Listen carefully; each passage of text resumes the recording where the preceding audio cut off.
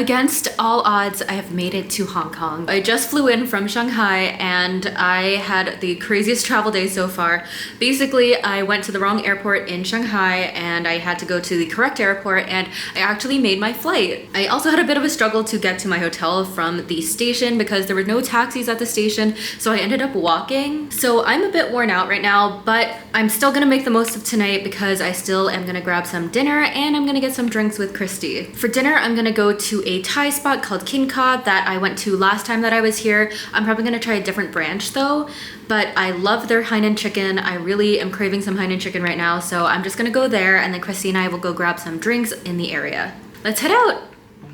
I took the tram to Wan Chai, where the restaurant Kin Ka is located. I love this restaurant because first, it has a great variety of Thai dishes, and second, they make an incredible Hainanese chicken rice. Christy ended up not being able to come out anymore, so I decided to spend the evening in catching up on rest. Good morning, guys. It is Saturday today, and I only have 2 full days in Hong Kong, and today is the first of those. To be honest, I am super exhausted from yesterday. I was just running around so much, especially with the airport debacle, so I'm a little bit tired today. Planning on keeping this trip to Hong Kong on the chill side. I think what I'm gonna do is hit a lot of cafes during the day, and then at night tonight, I have Hop Hop with Christy and friends, and then Christy and I are gonna hit some bars. I'm not really sure how much more chill that is than the last time I was in Hong Kong, but anyways, I'm just gonna try to keep it not too strenuous today. I'm staying in the neighborhood of Sheung Wan, which is actually amazing for cafes.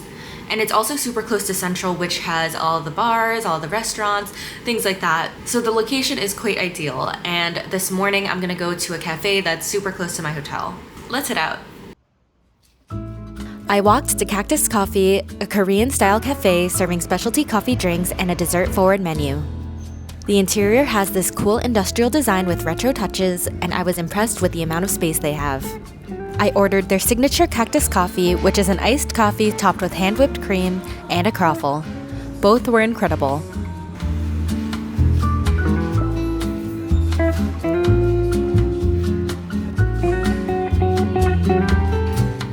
Next, I walked to Cat Street, which is known for its rows of open-air stalls and small shops selling everything from antiques and Chinese curios to vintage trinkets, art, and quirky souvenirs. Despite the name, it has nothing to do with cats. The nickname dates back to colonial times when stolen goods were rumored to be sold there, and cats referred to thieves. I ended up buying these beautiful zodiac chopsticks and a porcelain bowl. I was walking by this cafe that happened to be on my list, so I decided, why not just grab another coffee? The outdoor seats were lovely for people watching, and the barista put the cutest little flower in my cappuccino. So now I'm in Central because it is so hot in Hong Kong, and what I'm wearing is just a little bit too warm, so I want to try to find something that's a little bit cooler. I started off at Cotton On, where I found these super cute short-sleeve tops, then went to Zara, where I found this suede miniskirt.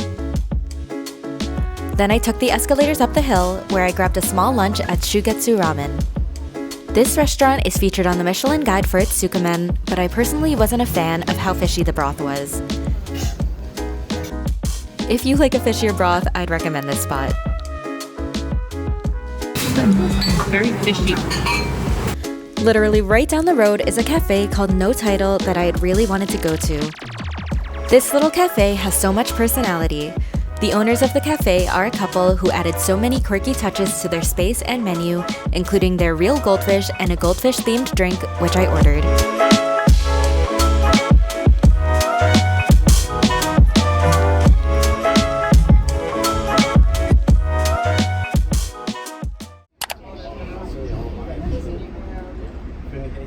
For dinner, Christy invited me out to an all-you-can-eat yakiniku spot with her friends. It was great catching up with old friends and also making new ones. Afterwards, some of us decided to hit a couple bars, and we started off with Sugar King. This intimate bar has a Havana-inspired concept, drawing inspiration from Cuban bodeguitas. I love how the bartenders have a tradition of writing out the specials for each group on a coaster. And we all decided to get a drink from the special menu.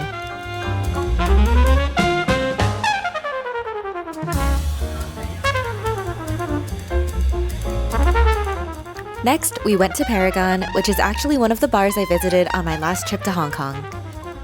I love this spot for its sophisticated yet laid-back vibes and great music.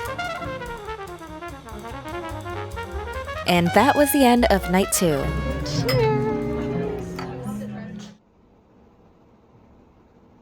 Good morning, guys. Last night was so fun. I always love going out in Hong Kong just because the bars are so nice here. I'm definitely pretty tired this morning because I drank last night and slept pretty late, but I'm gonna go meet up for coffee with Christy, and then in the afternoon, we're gonna meet up with some more friends to go to an art exhibit. This is what I'm wearing today. I'm wearing the Zara skirt that I got yesterday and the cotton on top. And I don't think these two browns really match that well, but it's still cute. I had a very long yet pleasant ride on the tram from where my hotel was in Sheung Wan to Causeway Bay. The weather was great and I had the back of the tram to myself. The destination was IDFC Coffee, a small minimalist cafe that focuses on high-quality espresso and specialty brews. I ordered the Apple Matcha Cloud, which was a very interestingly good blend of apple juice and matcha. Next, I walked to One Day Cafe. This cafe is especially popular for its bear-shaped madeleines, which come in many different flavors and are just the cutest. I got the Earl Grey and Ube ones.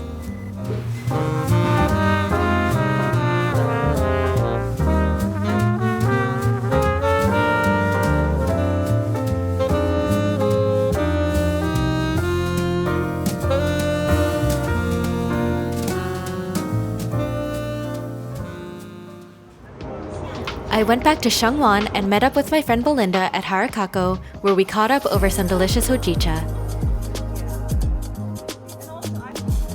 Then we went together to Tai Kwun, Hong Kong's Center for Heritage and Arts. They were hosting an exhibit titled Stay Connected, Navigating the Cloud. This show presents more than 50 artworks by over 35 artists and creative groups, exploring how the internet, social media, and digital technologies have reshaped contemporary life, culture, and artistic practice.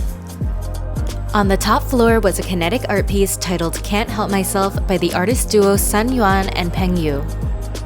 This sculpture features a robotic arm programmed to sweep up and manage a pool of colored fluid, repeatedly trying to control a spill in an endless Sisyphean task, a metaphor about control, labor, and human-machine dynamics. We wanted to hang out some more after the exhibit, and we ended up at this photo booth where we had such a fun time.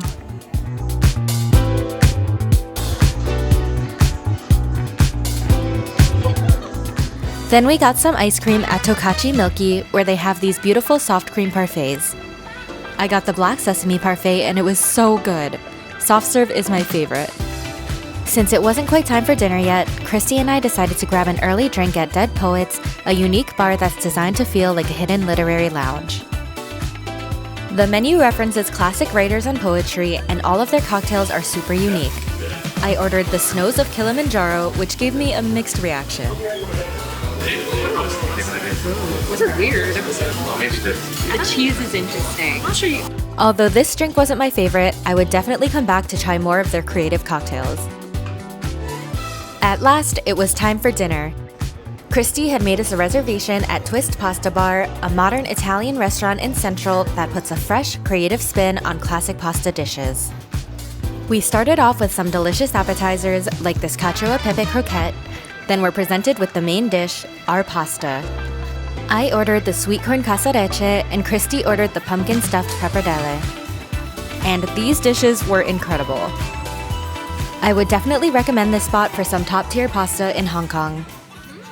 Hey guys, it is Monday today, and so far this morning I have been a little bit tired and quite lazy, so even though I actually woke up pretty early, I have just been chilling at the hotel, and it's around 11 a.m. right now. I was originally gonna go grab some coffee in the morning, but I think I'm just feeling like getting some breakfast now. So my plan is I packed up and I'm gonna check out of the hotel, leave my stuff at the front desk, And then I'll go walk around, grab some coffee, and then head to the airport maybe around like 1 p.m. My flight leaves to Taiwan around 5:30 p.m. and I am now a big fan of going to the airport really early, especially after my whole wrong airport debacle last time. I'm just being extra cautious. Anyways, I do have all of my bags packed, so I will be checking out of the hotel now. Goodbye, hotel. And for my final stop in Hong Kong, I walked over to one of my favorite cafes, Halfway Coffee, which was luckily so close to my hotel. I got their scrambled egg on sourdough along with my favorite drink, the black sugar latte. Then I picked up my suitcase and took a taxi to the train station so I could get to the airport. Thank you so much for watching, and I'll see you in the next one.